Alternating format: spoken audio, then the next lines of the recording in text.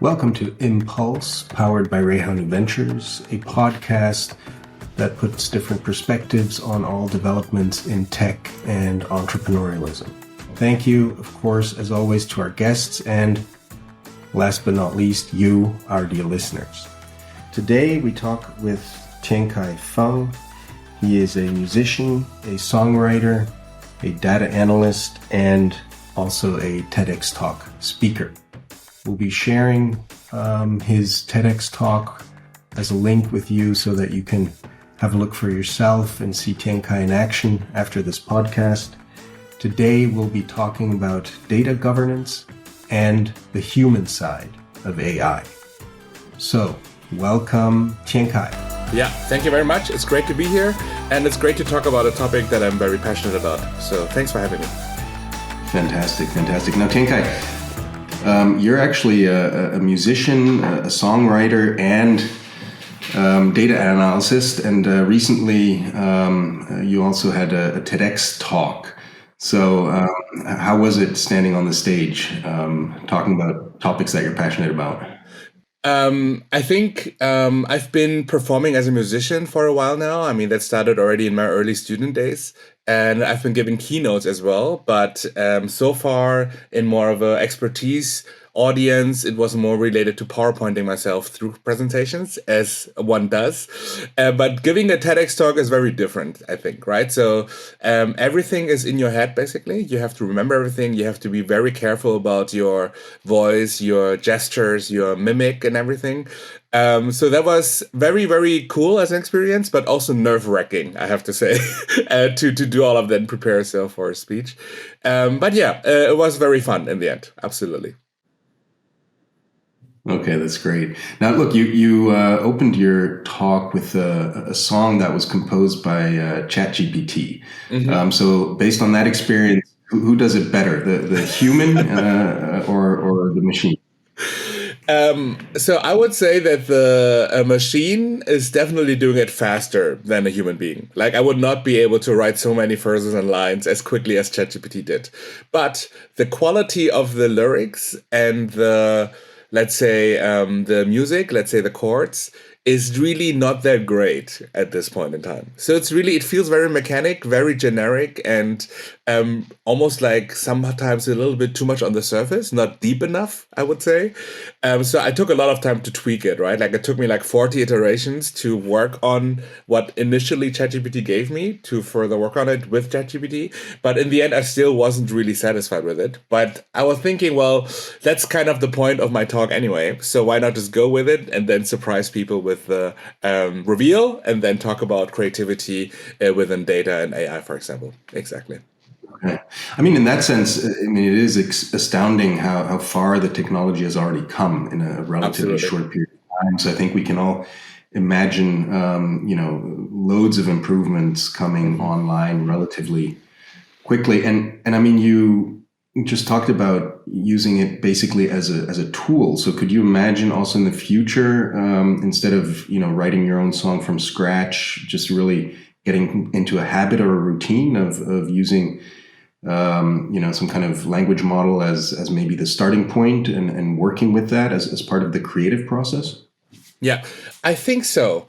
I would say a lot of the songwriting, for example, is spent on making the lyrics work, right? And making lyrics work means the text has to be consistent and coherent within itself, but also that it rhymes, very simply, right? And sometimes when I start writing a verse, I don't know how to end the verse because the last word has to rhyme with the last word of the previous line, for example. So what I do is I go to a rhyme dictionary and look up all the words that rhyme with a word and then try to compose accordingly. And with AI, for example, right, that would be much more automatic, much more sophisticated. It would not be manual work anymore. It would probably suggest me already on what word to end my next line.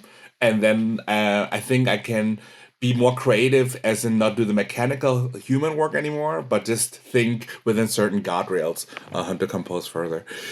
Also, when it comes to, I would say, the instruments and the let's say music itself, In pop music specifically, there's just given patterns of how pop music works, right? And how certain chords follow each other, same as what instruments to use. And I think AI will be probably very good in identifying these patterns and suggesting them to say, oh, you should use these instruments and play it in this sequence, and then it might sound good. But I would say it will be helpful, but we can never really fully remove the human element, right? It's going to be always just guiding human beings and helping human beings, but not really replacing the creativity and the songwriting part completely. Yeah, I mean, I think pop music is an interesting example because, in the past it was, a certain number of people that were in the kind of exclusive club of having cracked the formula and being able to, crank out hits. And True. with, tools, suddenly these things become much more democratized. So you don't need to be the star producer necessarily. You could have access to that kind of secret sauce just as a, let's say, more average person. That's interesting. That is true. Tiankai, you're a musician on the one hand and data analyst on the other. Now, that might seem a bit contradictory. Music obviously being something very creative, and data often has this kind of ring to it that it's a rather dry material at the end of the day. So how do you bring those two things together? And maybe in that sense, also just talk a little bit about how you got to be those two things combined, the data analysis and the musician. Absolutely. I would say that my musician journey started much earlier than my professional journey, right? So I started playing piano when I was 5. I started writing music when I was 15, and I was in bands and so on when I was 16. So far before I started studying, let's say, analytics or data or marketing, I learned basically how to play the piano and how to be a musician. But I did realize very quickly that there were certain parallels between working with music and working in data. For example, in music, you have like a given scale of different notes, right? Like you have the whole C minor scale or like a C major scale. And that is a given set of notes that you use to build a melody or you build like a certain harmony with it. In data, it's similar as you have given sets of numbers or metrics and you try to make sense of it together, right? And see what in the data makes value, what patterns do you see, what decisions can I derive from it.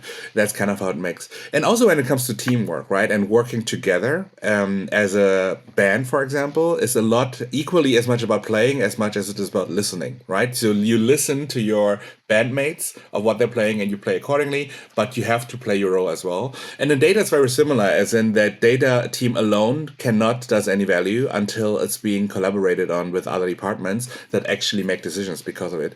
So without actually knowing it, a lot of the being a musician part gave me a lot of impulses that made me a better data leader, I think. And I mean, now it's even more obvious, right? We just talked about how data is already making like machines imitating music possible, which means there's already a whole structure element behind music that we always knew it was there. But now AI just makes it much more clear to everyone that actually behind the creativity, there's a lot more structure than we think. And it's just more about mixing the structural part with the human creativity part to bring it together. Okay. I mean, you obviously carry an optimistic outlook on technology, and I think that was also something that came through in your TED talk. Why are you so optimistic that technology will be a net positive for society going forward? I do think that we had a lot of innovations that were disruptive in history of humankind already. And I mean, this is just my optimism speaking, but none of them led to the end of the world yet, right? We always knew they would be dangerous, like bringing in cars to the world or bringing social media to the world or having a television at home. And we were always afraid of things that might happen, but they didn't happen because we human beings pulled ourselves together and we made it work, that it's not going to the bad scenario. And I think with AI, it's probably very similar. We are now at the edge where it's just coming into the world and everybody's aware of it. And we're all a little bit afraid of it or enthusiastic about it, depends on who you talk to. But we all know that we have to do the right thing with it, right? That we don't let bad people use it for bad purposes, and that we all have to use it for the good things and be observant and be responsible that we don't let bad things happen. And because it's so ubiquitous in the world right now, and everybody is kind of having touch points with it, I believe in the humankind to say, I know what is right and wrong, so let's go to make it right and not wrong. So that's why I'm optimistic about the whole thing. Okay, I mean, I think in this whole discussion, and you mentioned it, there are, of course, also a lot of concerns, and people are also, besides talking about the benefits, also focusing on certain risks. So what do you think needs to be done that we can, and now we're back to the Jedi Council, make sure that this force is ultimately a force for good and not a force for evil, let's say? Absolutely.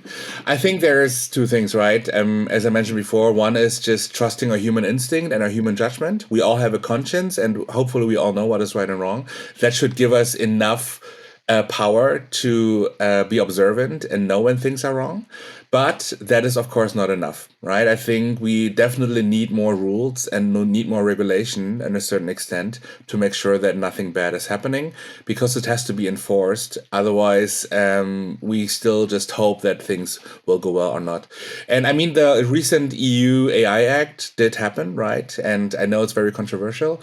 I do feel it's a little bit too generic and a little bit too one-size-fits-all approach, because it has to be a bit more differentiated according to different AI use cases to make the right choices there. But the intent, I think, is the right one, right? That we have to be now and act very quickly to make sure that we don't let it escalate before it's too late, right? And I mean, besides talking about privacy concerns or talking about, let's say, the displacement of jobs because it might replace certain professions, that is one thing.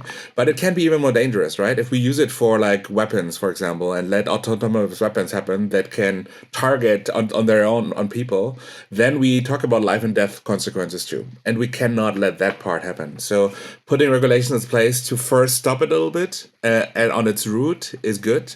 Now let's try to work with it and maybe differentiate it a little bit more. I think that would be my wished scenario. I mean, I share that sentiment. I think it's right to set up regulation for such a topic, which will influence us in almost every area of life.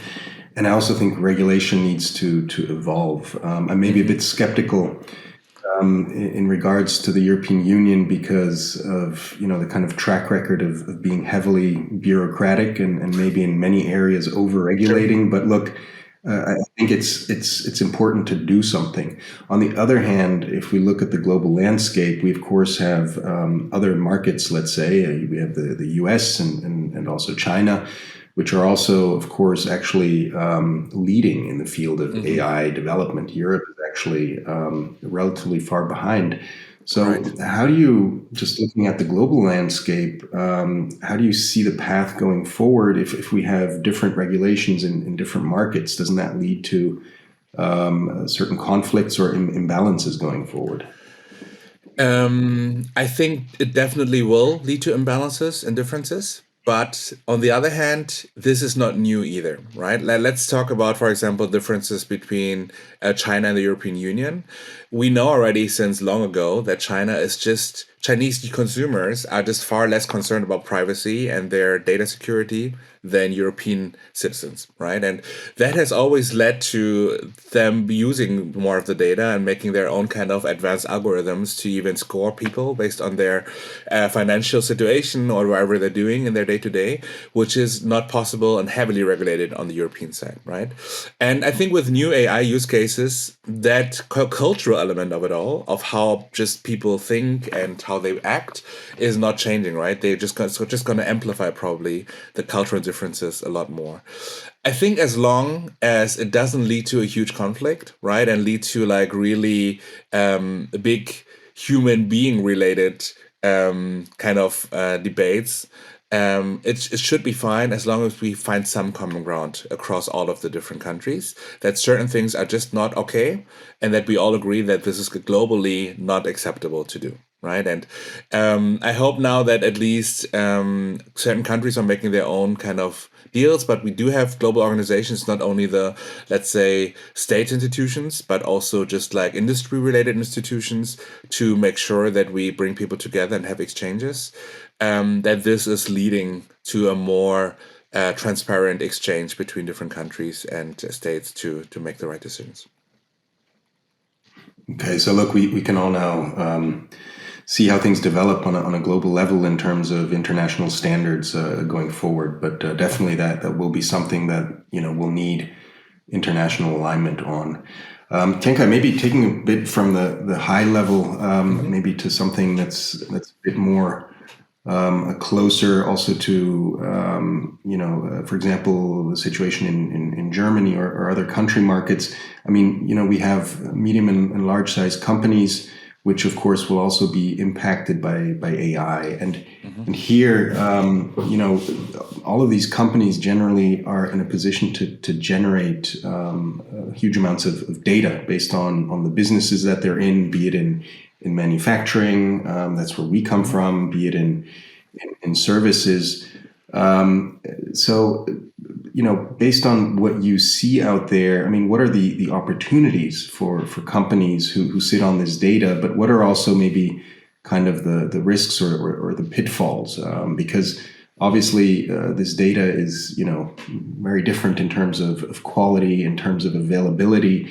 Many companies are just not really set up to leverage what they have. Can you talk a bit about that? What your observations are in that space? Sure. And maybe let me just quickly start about also how AI works in a nutshell, right? So we can get to where the value is.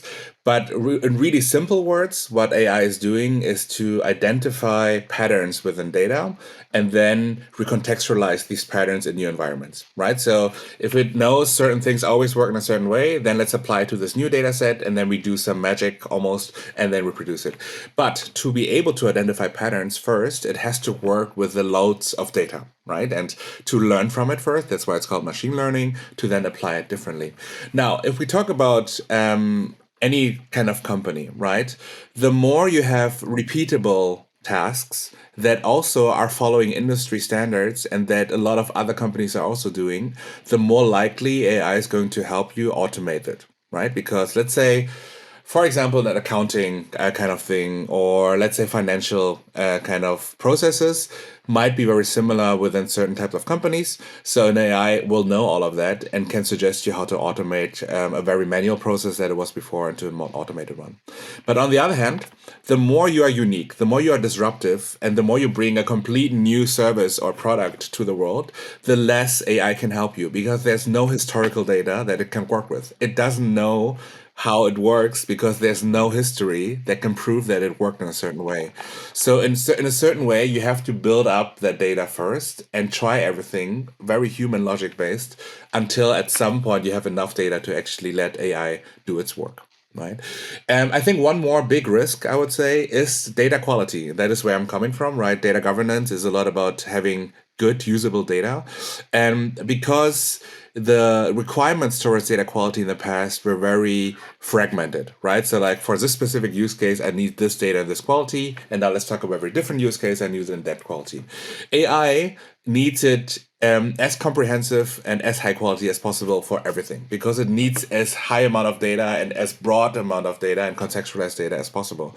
So now getting the data quality up to speed to be ready for AI and for large language models, for example, is a huge effort. Like if you haven't taken care of your data quality in a more comprehensive way before, now it's high pressure time, right? Because now you want AI to work, but we always talk about garbage in, garbage out, right? If your data sucks, basically, then your AI will not give you any good outcomes either, right? So taking care of the foundation element of data now in your organization is definitely key before you can do any advanced things with it.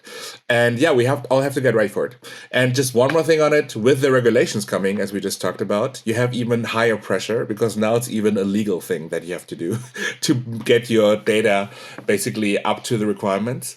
So there's a lot more on the foundational elements of data that will be now pushing organizations to get better before they actually can apply AI algorithms.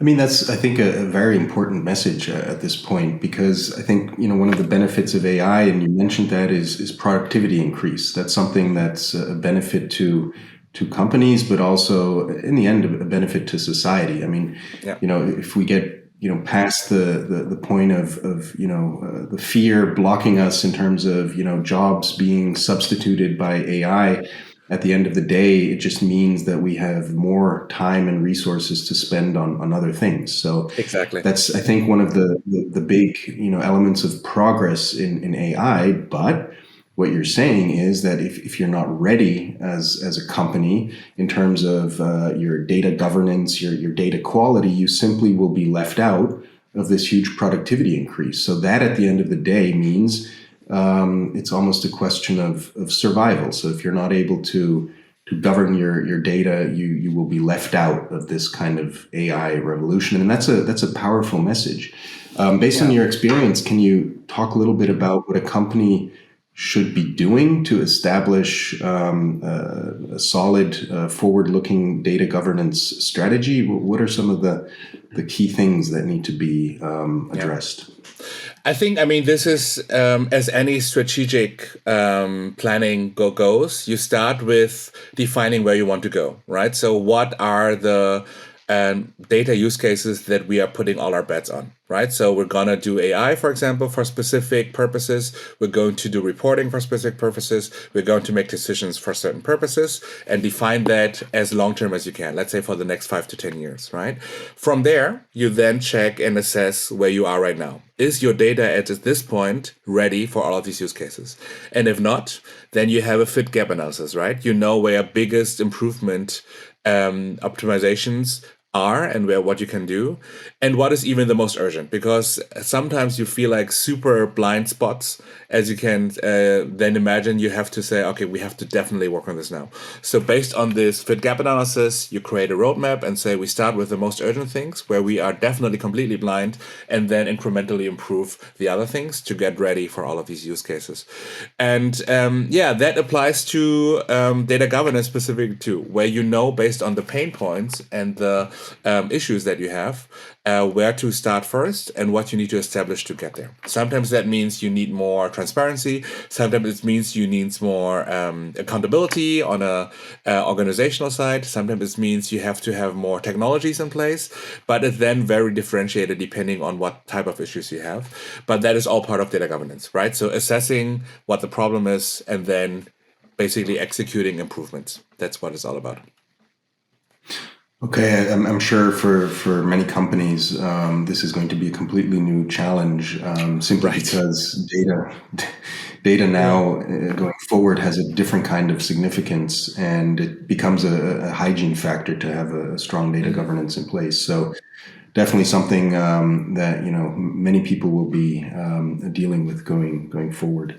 On a different note, Tiankai, what do you? I mean, we talked about Chat GPT helping you to compose a song, but what other AI tools do you use kind of on a regular basis? Yeah, I've been playing around a little bit with Jasper. So that's like a AI tool that helps you write copies and marketing content, actually. But more just for fun, to be honest. Like, I just wanted to see how good it can be, and I'm pretty impressed actually at this point on how authentic human being and human speech it can already kind of imitate to make marketing content. But that's also heavily based on advertising just having its own specific language, right? And you kind of know that it's more about selling and basically making you need something, and that is where it's all geared towards.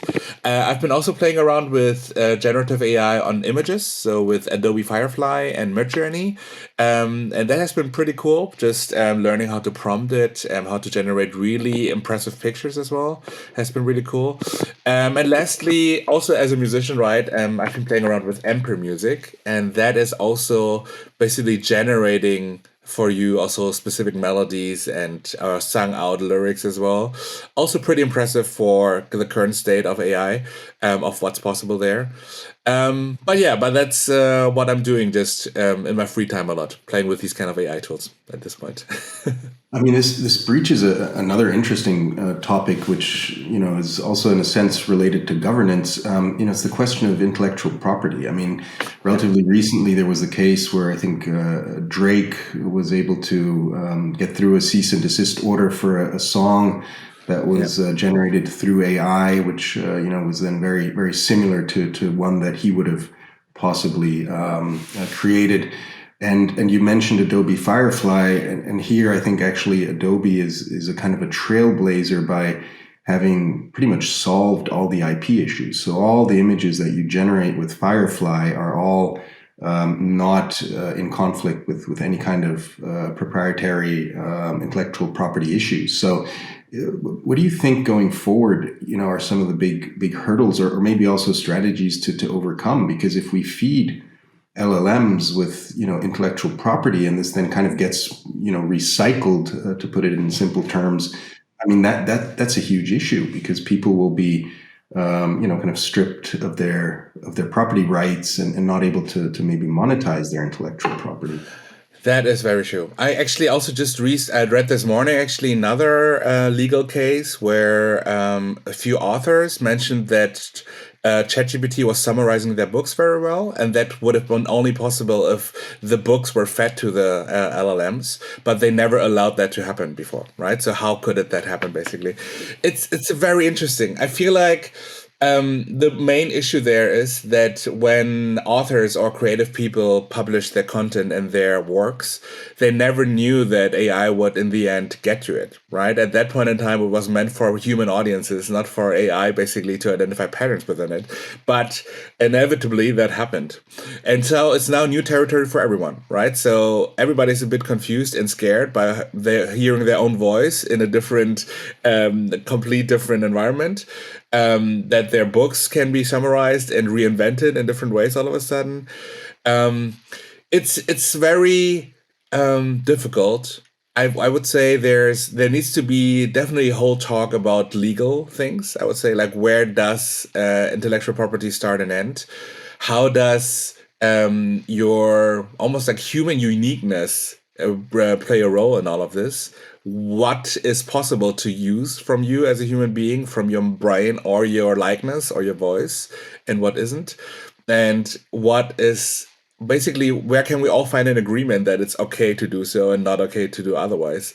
So far, for me, it even feels like a whole gray area. Like the gray area is much bigger than black and white at this point there. And I'm very torn too. Like me being a data person has an opinion, but me as a musician also has a different opinion about it. So it's very hard for me to have also like a consistent point of view on this so far. But I would like to talk about it more, to be fair. Like I would like to get more opinions about this too from others.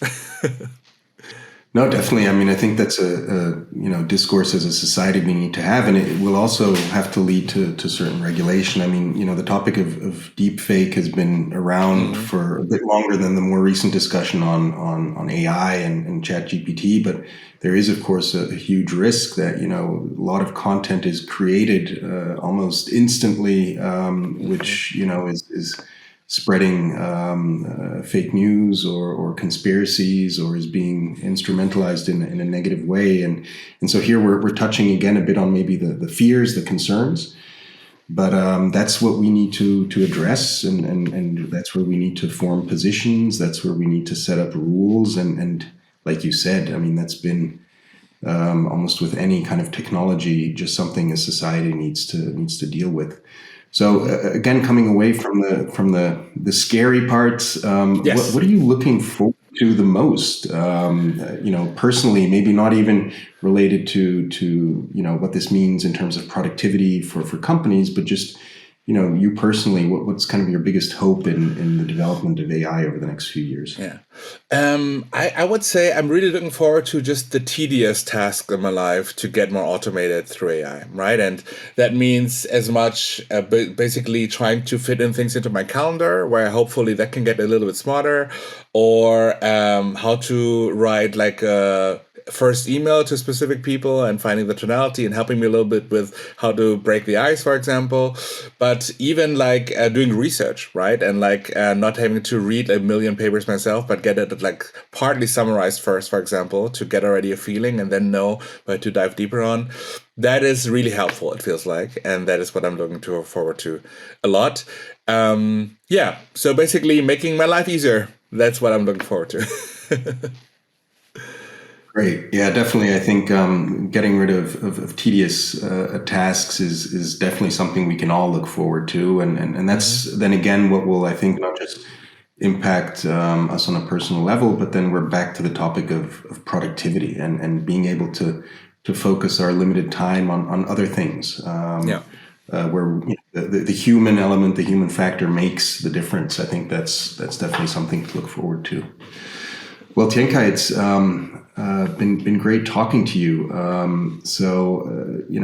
You shared some insights on what it means to harness data for good and to the benefit of all of us. Definitely something that, within our organization, something we're dealing with, but we have a long way ahead of us. So that's definitely a new challenge, and great to see how, you're able to bring together the world of creativity with the world of data, and I think that's something you were able to portray. It might be a bit dry at first, but that's actually a misunderstanding. There's huge potential in data, and then what it means for the artificial intelligence tools of today and of tomorrow. So thank you very much, and I loved your TED Talk, so we'll be sharing that as well with our listeners going forward. Great. Thank you so much. Thanks for having me. Where can we find more about you? Maybe do you have a homepage or are you on social media? You can maybe just quickly share also with the listeners how they can look you up. Sure. I think the easiest way is to connect with me on LinkedIn. So I'm pretty present there. I also have a YouTube channel where I post sometimes some data-related music or just other music parts that hopefully a lot of people can relate to. And that is a little bit my musician part of it all. But yeah, those two channels would be nice. Fantastic. We'll share those with our audience. Tienka, thank you very much for your time, and hope to speak soon again. Yeah. Thanks for having me. Bye-bye.